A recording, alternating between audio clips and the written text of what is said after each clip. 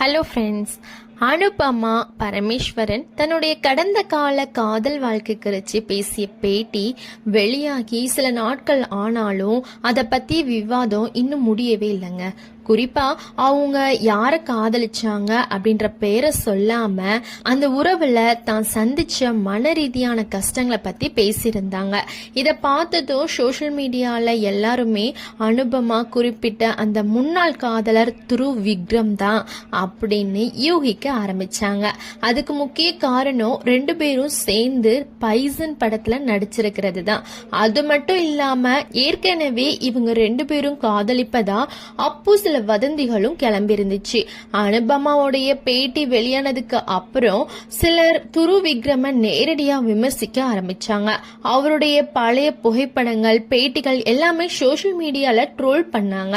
ஆனா துருவ் இதுவரைக்கும் யாருடைய பெயரையும்